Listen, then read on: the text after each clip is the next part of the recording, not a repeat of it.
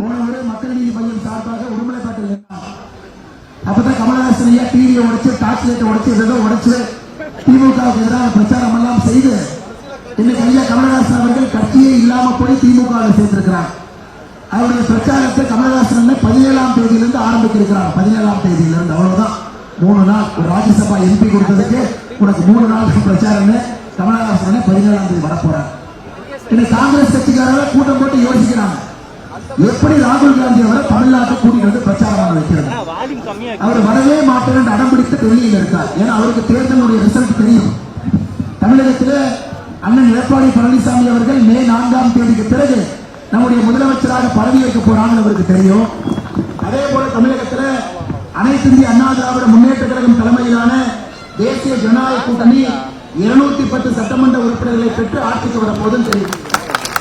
அண்ணன் ராகுல் காந்தி அவர்கள் தமிழகத்திற்கு வருவதற்கு அண்ணன் ராகுல் காந்தி அவர்கள் கொஞ்சம் கூட தயாராக இல்லை. அதனால தமிழக காங்கிரஸ் கட்சி தலைவர்கள் எப்படியாச்சும் சிங்காநல்லூருக்கும் நம்முடைய கோயம்புத்தூர்ல இன்னொரு தொகுதியில் இருக்கக்கூடிய கவுண்டம்பாளையத்துக்கு கொண்டு வர வேண்டும் என்று யோசிக்கிறார். ஐயா ராகுல் காந்தி எப்ப வருவார்னா 2 இடம் இருந்தா தான் வருவார். அவருக்கு கடல் இருந்தா உள்ள தாண்டி பிடிக்கிறதுக்கு வருவார். கடல் இல்லைன்னா ஒரு குளத்துல 2 மீன் வெட்டினா பிடிக்கிறதுக்கு வருவார். பீகார்ல அப்படித்தான் ஒரு குளத்தை வெட்டி வச்சு ராகுல் காந்தியை கூட்டிட்டு போனாங்க. கேரளாவில் பிரச்சாரத்துக்கு போகும்போதெல்லாம் கடலை காட்டி கூட்டிட்டு போயிடுவாங்க. ஆனா இன்னைக்கு எனக்கு தெரிஞ்சு சிங்காநல்லூர்லையும் கவுண்டம்பாளையத்திலையும் குளத்தை வெட்டி மீனை விட்டு ராகுல் காந்தியோட கூட்ட வரக்குள்ள எலெக்ஷனே முடிஞ்சு அண்ணன் ஜெயராமன் அவர்கள் இந்த பகுதியிலிருந்து வெற்றியை பெற்று ஒரு சரித்திர நாயகராக தொடர்ந்து இந்த தொகுதியினுடைய 2வது முறை சட்டமன்ற உறுப்பினராக உங்களுக்கு பணி செய்ய போறார்கள். அமைச்சர் அருமை சொன்னீங்களே, நாம் இன்னொன்று நல்லாக புரிந்து கொள்ள வேண்டும். தமிழகத்துக்கு ஒரு கட்சி சுத்தமா ஆகாது அப்படின்னா அது காங்கிரஸ். இன்னொரு கட்சி சுத்தமா இருக்கவே கூடாதுன்னா திராவிட முன்னேற்ற கழகம். இவங்க 2 பேரும் சேர்ந்து ஒரு கூட்டணி வச்சாங்கன்னா அது ஆமை புகுந்த வீடு மாதிரி. திராவிட முன்னேற்ற கழகமும் இன்னைக்கு காங்கிரஸ் கட்சியும் சேர்ந்து வைத்திருக்கக்கூடிய கூட்டணி என்பது ஒரு ஆமை புகுந்திருக்கக்கூடிய வீடு மாதிரி. 12 ஆண்டுகளாக மத்தியில காங்கிரஸ் கட்சி ஆட்சியில் இல்லை. திராவிட முன்னேற்ற கழகத்தினுடைய ஆட்சி ஏப்ரல் 23ஆம் தேதிக்கு பிறகு திமுக வெளியே போக போறாங்க. அப்படி இருக்கும் பொழுது தமிழகத்தில் எந்த சொந்தமும் கூட முதல்ல திமுகவுக்கு ஓட்டு போறதுக்கே தயாரான சொந்தம் காங்கிரஸ் கட்சிக்கு எப்படி ஓட்டு போடுவாங்க. அதனால் நம்முடைய சிந்தை சட்டமன்ற தொகுதியை பொறுத்தவரை ஒரே ஒரு வேட்பாளர் தான் மற்றவங்களும் பிரச்சாரம் பண்ண வேண்டும் என்பதற்காக பிரச்சாரம் செய்து கொண்டிருக்கிறார்கள். அதனால் நாம் எல்லோரும் தெளிவாக இருக்க வேண்டும். நம்முடைய அண்ணன் அவர்கள் உங்களுக்காக 20 ஆண்டு காலமாக வேறு வேறு மக்கள் பணிகளை பாடுபடக்கூடியவரை இந்த முறை நீங்கள் மற்றொரு முறை நம்முடைய இரட்டை சின்னத்தில் வெற்றி சின்னத்தில் நீங்கள் அவருக்கு ஆதரவு கொடுத்து வெற்றி வாய்ப்பை கொடுக்க வேண்டும் என்று அன்போடு கேட்டுக் கொள்கிறோம். அதுமாதிரி சொன்னீங்களே 1965 பொள்ளாச்சியில் இந்திய எதிர்ப்பு போராட்டம் இருந்த பொழுது பல பேர் சுட்டுக் கொல்லப்பட்டாங்க. அப்ப நீங்க நல்லா யோசிச்சு பாருங்க, இந்திய எதிர்ப்பு போராட்டம் திமுக யாருக்கு எதிராக நடத்தினாங்க? காங்கிரஸ் எதிராக. 1970 யார் கூட்டணி வச்சாங்க? அதே காங்கிரஸ் திமுக. 1972 கச்சத்தீவை தூக்கி இலங்கை கொடுக்கும் பொழுது மத்தியில் ஆட்சியில் யார் இருந்தாங்க? காங்கிரஸ். மாநிலத்தில் ஆட்சியில் யார் இருந்தாங்க? திராவிட முன்னேற்ற கழகம். தமிழகத்திற்கு நடந்திருக்கக்கூடிய ஒரு பிரச்சனையும் பாருங்க. இலங்கையில் நம்முடைய தமிழர்கள் கொல்லப்பட்ட பொழுது இங்கு ஆட்சியில் யார் இருந்தாங்க? திராவிட முன்னேற்ற கழகம். மத்தியில் ஆட்சியில் யார் இருந்தாங்க? காங்கிரஸ். நம்முடைய டெல்டா பகுதியில மீத்தேன் ஹைட்ரோ கார்பன் திட்டத்தை கொண்டு வந்த பொழுது மேலே ஆட்சியில் யார் இருந்தாங்க? காங்கிரஸ். கீழே ஆட்சியில் யார் இருந்தாங்க? திராவிட முன்னேற்ற கழகம். அருமை சொன்னீங்களே, இதெல்லாம் பார்த்து தான் தமிழகத்தினுடைய வாக்காளர் பெருமக்கள் மிக தெளிவாக நமக்கு காங்கிரஸ் கட்சி வேண்டாம் என்று இந்தியாவில் 12 ஆண்டுகளாக முழு பாரதத்திலும் காங்கிரஸ் கட்சி வேண்டாம் என்கின்ற ஒரு பெரிய அலையை பார்த்துக் கொண்டிருக்கிறோம். இன்றைக்கு நம்முடைய தமிழகத்தை பொறுத்தவரை திமுகவுடைய 5 ஆண்டு காலம் ஆட்சி காலம் என்பது ஒரு மிக கொடூரமான ஒரு ஆட்சி காலம். பெண்களுக்கு எதிரான குற்றங்கள் தமிழகத்தில் இந்த அளவுக்கு எங்கேயும் நடந்ததாக எந்த பதிவேற்றம் நாம் பார்க்கல. அருமை சொன்னாலே, நாளைக்கு திராவிட முன்னேற்ற கழகத்தினுடைய 5 ஆண்டு கால ஆட்சி காலத்தில் தமிழகத்தில் நடந்திருக்கக்கூடிய குற்றங்கள் இந்த அளவுக்கு அதிகமாக எப்பொழுதும் எந்த வரலாற்றிலும் கூட நடந்தது கிடையாது. பாலியல் வன்கொடுமை, சகோதரிகளுக்கு எதிராக, தாய்மார்களுக்கு எதிராக ரேப் கற்பழிப்பு வழக்குகள் மட்டுமே கடந்த 5 ஆண்டுகளில் 2080 வழக்குகள். அதேபோல படுகொலைகள் மட்டுமே 8008 படுகொலைகள். அதேபோல 18 வயதிற்கு குறைவாக இருக்கக்கூடிய குழந்தைகள் பாலியல் வன்கொடுமை 39,900 வழக்கு. அருமை சொந்தங்களே, எந்த அடிப்படையில நம்ம திமுக காரங்களுக்கு ஓட்டு போடணும் நீங்க சொல்லுங்க. எந்த அடிப்படை, என்ன சாதனை அவர்கள் செய்தார்கள், என்ன வளர்ச்சி திட்டத்தை கொடுத்தாங்க? எங்கேயாவது பாத்தீங்கன்னா நம்முடைய முதலமைச்சர் சாதனையே தப்பித்தவரை கோயம்புத்தூருக்குள்ள ஒரு ரிப்பன் கட் பண்ண வந்தா கூட அந்த திட்டம் அனைத்து இந்திய அண்ணா திராவிட முன்னேற்ற கழகம் ஆட்சியில நிதி ஒதுக்கப்பட்டு பூஜை செய்யப்பட்டு தேங்காய் உடைக்கப்பட்டு ஆரம்பித்த திட்டமாகத்தான். ரிப்பனை வெட்டுவதற்கு மட்டும் முதலாக தமிழ்நாட்டில் ஒரு முதலமைச்சர் கோயம்புத்தூர் பக்கம் வர்றாருன்னா நம்முடைய முதலமைச்சர் ஐயா ஸ்டாலின் அவர். அருமை சொந்தங்களே, எப்படி நம்முடைய கோயம்புத்தூர் பகுதியில போன முறை 10க்கு 10 தேசிய ஜனநாயக கூட்டணி, அதுல 9 அனைத்து இந்திய அண்ணா திராவிட முன்னேற்ற கழகம், அதுல 1 பாரதிய ஜனதா கட்சி எப்படி 10க்கு 10 கொடுத்தோமோ, இந்த முறை நம்முடைய கொங்கு மண்டலத்தில் 21 சீட்டிலும் 21க்கு 22 நாம் கொடுக்க வேண்டும். அருமை சொந்தங்கள், ஆனால் மதிப்புக்குரிய சி வேலுமணி அவர்கள் இந்த 21 சட்டமன்ற தொகுதியினுடைய பொறுப்பாளராக பணி செய்து கொண்டிருக்கிறார். நேற்று இரவு நான் அண்ணன் வேலுமணி அவர்களை சந்தித்த பொழுது, நேற்று இரவு 2 மணிக்கு நாங்கள் இருவரும் சந்தித்தோம். அவர் பிரச்சாரத்தை முடிச்சுட்டு ஊட்டியிலிருந்து வந்தாரு. நானும் என்னுடைய பிரச்சாரத்தை பொள்ளாச்சியிலிருந்து முடித்துவிட்டு சென்று சந்தித்த பொழுது 2 மணி. என மிக கடுமையாக ஒரு தலைவர்களும் இங்கே உழைத்துக் கொண்டிருப்பது. நம்முடைய கொங்கு பகுதிக்குள்ள 21 சீட்ல எங்கேயும் கூட திராவிட முன்னேற்ற கழகத்தை ஒரு இடத்திலும் கூட விட்டுவிடக் கூடாது. அருமை சொந்தங்களை ஏற்கனவே நம்ம சொல்லியிருக்கிறோம் ஐயா. திமுக கட்சியை நம்முடைய புரட்சி தலைவர் அவர்கள் தீய சக்தின்னு சொல்லிட்டாங்க. அந்த திமுக கட்சி ஆட்சிக்கு வந்தா திருடங்கையில சாவியை கொடுத்த மாதிரி கடந்த 5 ஆண்டு காலமாக வீட்டை பூட்டி வீட்டுக்குள்ள யார் இல்ல திமுக காரங்கையில சாவியை கொடுத்து தமிழக மக்கள் படாத பாடு கொட்டுப்பட்டிருப்பதை கடந்த 5 ஆண்டு காலமாக நாம் பார்த்துக் கொண்டிருக்கின்றோம். அருமை சொந்தங்களே, இருவரும் திராவிட முன்னேற்ற கழகமும் காங்கிரசும் எப்பொழுதெல்லாம் ஒன்று சேர்ந்திருக்கின்றார்களோ தமிழகத்திற்கு எதிராக மட்டும்தான் அவருடைய செயல்பாடு இருக்கு. காவிரி நதிநீர் ஆணையத்தினுடைய தீர்ப்பாணையம் தீர்ப்பு கொடுத்த பிறகு அதை ஜிஓவா போடுவதற்கு அவ்வளவு தாமதம். அது மட்டுமில்லை அருமை சொந்தங்களே, இன்னைக்கு நம்முடைய அண்ணன் எடப்பாடி பழனிசாமி அவர்கள் பல இடத்துல சொல்றாங்க, பாரதிய ஜனதா கட்சி, அனைத்து இந்திய அண்ணா திராவிட முன்னேற்ற கழகம், தேசிய ஜனநாயக கூட்டணி நாம் இணைந்திருப்பது ஒன்று, மத்திய அரசோடு இணக்கமாக இருந்து மத்திய அரசுடைய திட்டங்களை எல்லாம் மாநிலத்திற்கு கொண்டு வரும். உன்னை கனிமொழி அக்கா கேட்கிறாங்க, இணக்கமா இருக்கிறதுக்காக இப்படியான்? கனிமொழி அக்கா அவர்களே, திராவிட முன்னேற்ற கழகமும் காங்கிரசும் இணக்கமாக இருந்து கடந்த 50 ஆண்டு காலமாக தமிழகத்தை பின்னோக்கி இழுத்து செல்வது மட்டுமல்ல, நம்முடைய நிலப்பரப்பை தார வச்சிருக்கிறீங்க. நிலப்பரப்பு நம்முடைய கச்சத்தீவை தூக்கி நீங்க கொடுத்த பிறகுதான் இன்னைக்கு 13,000 மீனவர்கள் கடந்த 14 ஆண்டுகளை வேறு இடத்தை கைது செய்யப்பட்டிருக்கின்றார். உங்களுடைய ஆட்சி காலத்தில் 52 மீனவர்கள் சுட்டுக் கொல்லப்பட்டிருக்கின்றார். தினந்தோறும் நடக்கக்கூடிய இந்த அவலத்திற்கு பொறுப்பு யாருன்னா நீங்கள் 2 பேரும் ஒன்றாக சேர்ந்த பொழுது. அருமை சொந்தங்களை, இன்னொரு பெரிய காமெடி, பக்கத்துல பாண்டிச்சேரியில் இப்பதான் எலெக்ஷன் நடந்து முடிந்து ஏப்ரல் 9ஆம் தேதி ஓட்டு போட்டிருக்கிறாங்க. பாண்டிச்சேரியில இவங்க கூட்டணி இந்தி கூட்டணி, மொத்தம் 30 சட்டமன்ற உறுப்பினர்கள் இருக்கணும். 16 இடத்துல காங்கிரஸ் நிக்கிறாங்க, மிச்ச இடத்துல திமுக திருமாவளவன் அவர்கள் கம்யூனிஸ்ட் நிக்கிறாங்க. ஐயா, காங்கிரஸ்காரன் 16 இடத்துல தான் போட்டி போடணும், ஆனா அங்க காங்கிரஸ் 22 இடத்துல போட்டி போடுறாங்க. 22 இடத்துல சின்னத்தோடு. திருமாவளவன் அவர்கள் ஒதுக்கப்பட்ட தொகுதியை தாண்டி 3 தொகுதி சின்னத்தோடு போட்டி போடுகின்றார்.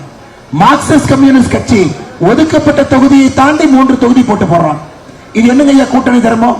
ஒரு கூட்டணிக்குள்ள 30 சீட்டை உங்களால பிரிக்க முடியல. புதுச்சேரியில ஒத்துக்கொண்ட சீட்டை விட காங்கிரஸ் 6 தொகுதியில் எக்ஸ்ட்ரா போட்டி போடுறாங்க.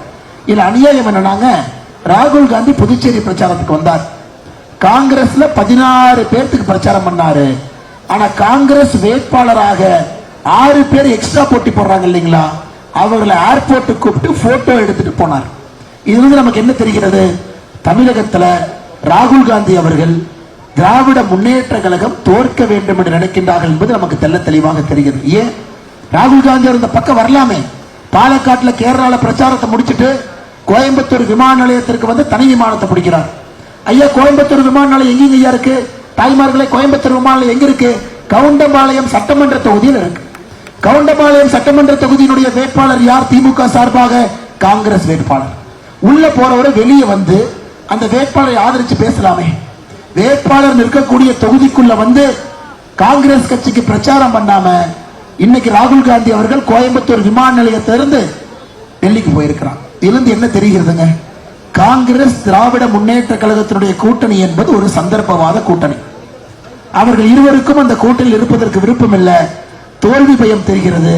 அதை தாண்டியும் இருவரும் பம்மாத்து வேலை பண்ணிட்டு இருக்கிறாங்க. குறிப்பாக இன்னைக்கு கோயம்புத்தூர்ல நம்முடைய 10 ரூபாய் பாலாஜி சாராய அமைச்சரை பத்தி உங்களுக்கு தெரியும். ஐயா நமக்கு ஒரு நல்ல வேலை பண்ணிட்டார். அண்ணன் ஜெயராமன் அவர்கள் இதற்கு முன்பெல்லாம் இந்த தொகுதியில போட்டி போடும் பொழுது திராவிட முன்னேற்ற கழகத்திற்கு போட்டி போடுவார். திமுக காரன் நிற்பா, இந்த பக்கம் நம்முடைய ரெட்டலை அனைத்து இந்திய அண்ணா திராவிட முன்னேற்ற கழகம், தேசிய ஜனநாயக கூட்டணி நிற்கும். இந்த முறை செந்தில் பாலாஜி என்ன பண்ணாருன்னா, அவர் கரூர்ல இருந்து வந்தார். மொத்த கோயம்புத்தூர் திமுகவையும் ஒழிக்க வேண்டும் என்று ஒரு ஸ்கெட்ச் போட்டு அந்த ஸ்கெட்சை இந்த முறை இம்ப்ளிமெண்ட் பண்ணியிருக்கிறார். சிங்காநல்லூரை சார்ந்த இங்க இருக்கக்கூடிய திமுக தலைவரை கொண்டு போய் கோயம்புத்தூர் நார்த், சிங்காநல்லூர் காங்கிரஸ், கவுண்டபாளையம் காங்கிரஸ், செந்தில் பாலாஜி கரூர்ல இருந்து வந்து மொத்தமாக கோயம்புத்தூர் தெருக்கள் எல்லாம் ஓரம் கட்டிட்டு அவரு போய் கோயம்புத்தூர் தெருக்கள் நிற்கிறார். அதனால சிங்காநல்லூர்ல இருக்கக்கூடிய திராவிட முன்னேற்ற கழகத்தினுடைய தொண்டர்களுடைய வாக்கும் அண்ணன் ஜெயராமன் அவர்களுக்கு என்பதில் நான் உறுதியாக இருக்கின்றேன். ஐயா 10 ரூபாய் பாலாஜி என்பவர் விஷக்கிருமி. நீங்க யாராவது எலெக்ஷன் முடிந்த பிறகு கரூர் பக்கம் போனீங்கன்னா கரூருக்குள்ள தயவு செஞ்சு போயிட்டு வாங்க. ஐயா 251 பட்டி போட்டிருக்கிறாங்க. 251 பட்டினாங்க. ஐயா இந்த மாதிரி ஒரு இடம் இருக்கும்னா, ஒரு பொதுவான இடம் இருக்கும்னா ஒரு பட்டி போட்டுருவாங்க, ஷெட் அடிச்சு பட்டி போட்டுருவாங்க. பட்டிக்கு வெளியே முனியாண்டி மேசன் எழுதியிருப்பாங்க. பொங்கல் 5 ரூபாய், காஃபி 10 ரூபாய். ஏன்னா தேர்தல் ஆணையம் வந்தா அது ஹோட்டல் மாதிரி தெரியணும் அப்படின்னு காலையில மக்களை கூட்டிட்டு போய் பட்டிக்குள்ள உட்கார வச்சுட்டு சாயந்தரம் திறந்து விடுவாங்க. நம்ம கரூர்ல நம்முடைய வெற்றி வேட்பாளர் அண்ணன் எம்.ஆர். விஜயபாஸ்கர் அவர்கள் சென்னைக்கு வந்தாரு. எலெக்ஷன் கமிஷனை போய் பார்த்தாரு. 251 பட்டியும் போட்டோ எடுத்து கொடுத்து தேர்தல் ஆணையம் ஒரு சிறப்பு ஆர்டர் போட்டிருக்காங்க. கரூர்ல 251 பட்டியும் பூட்டி சாவி கலெக்டர் கையில் இருக்கு. 251 பட்டியும் பூட்டியாச்சு. ஐயா எதுக்கு சொல்றேன்னா, இன்னைக்கு கோயம்புத்தூர் தெற்கு தொகுதியில சில இடத்துல பட்டி போட்டிருக்காங்கன்னு சொன்னாங்க.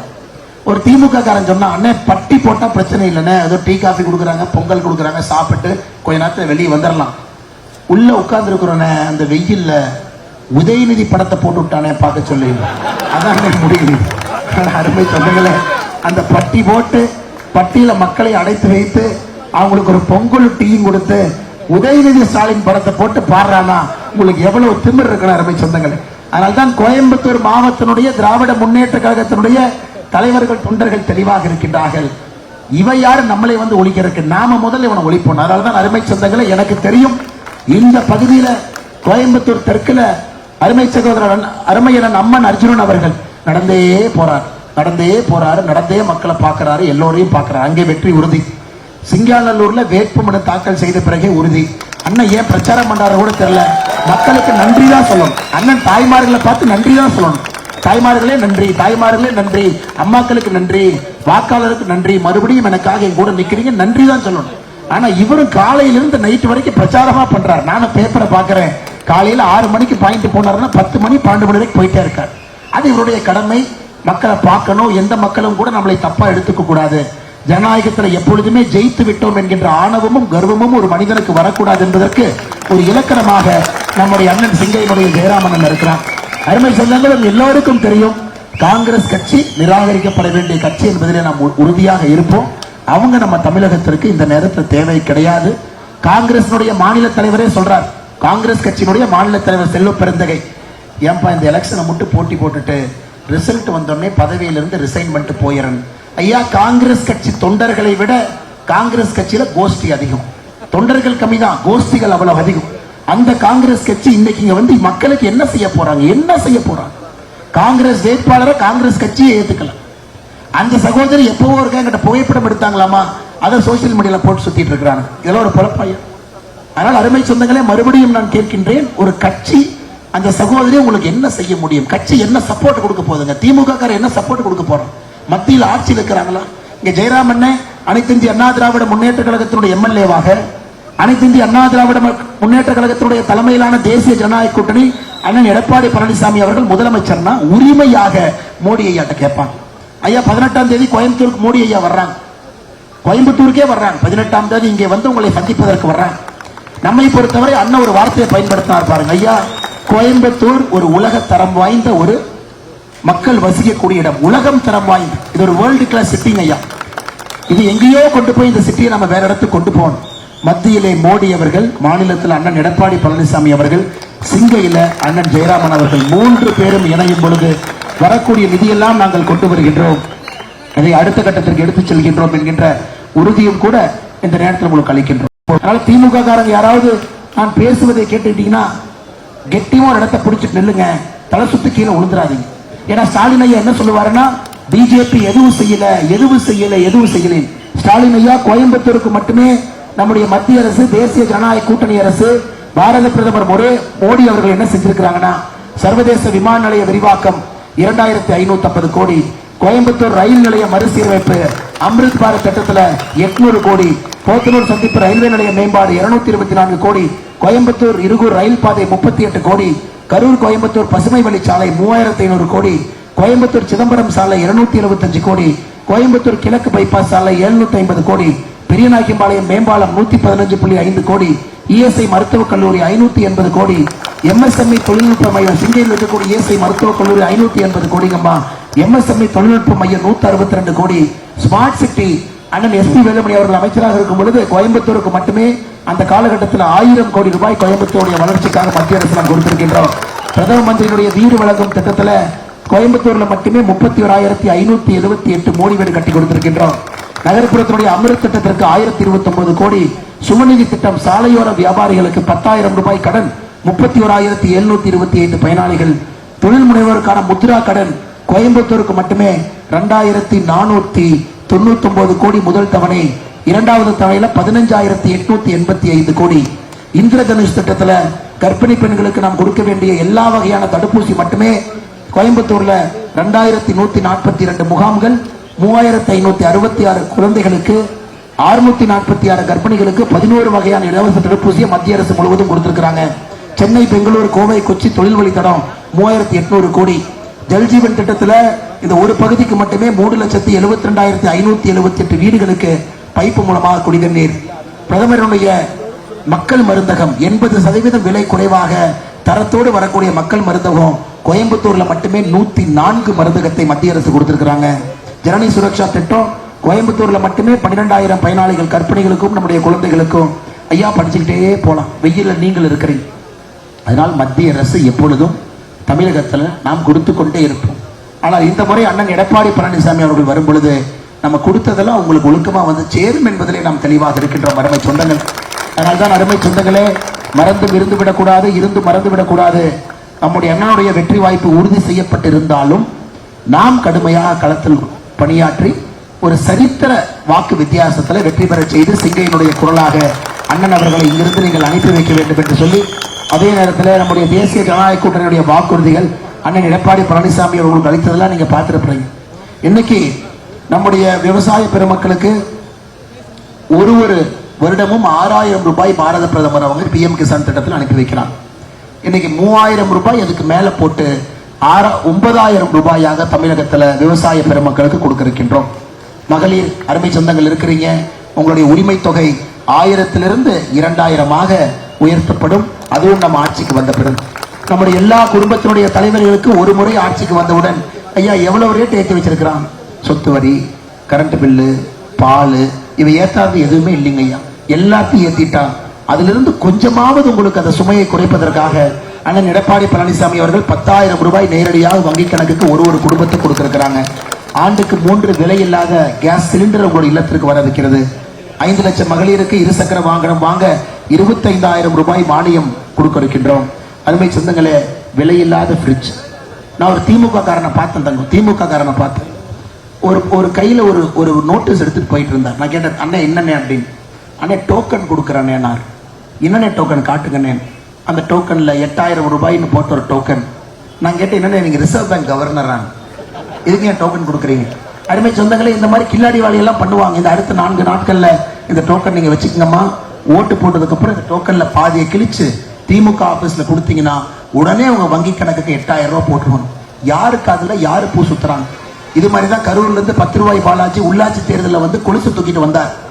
அந்த கொலுசை சோதனை பண்ணி பார்த்ததுல வெள்ளி கொலுசுல 98% வெள்ளியே இல்லைங்க ஐயா, வெள்ளியே இல்லை. இன்னைக்கு எல்லாம் கோயம்புத்தூர் தெற்குல பேசிக்கிறாங்க, வெள்ளி கட்டி கொடுக்கிறான். ஏயா வெள்ளி கொலுசு கொடுக்குறேன்னு சொல்லியே 98% வெள்ளியை காணா, இல்ல வெள்ளியை கட்டி எங்க கொடுக்கிறாங்க? அருமை சொந்தங்களே, அடுத்த 4 நாட்கள்ல எல்லா வேலையும் செய்வார்கள். உலகத்தரம் வாய்ந்த கில்லாடிகள். அதனால என்ன சொன்னாலும் கூட நீங்க தெளிவாக இருக்கணும்.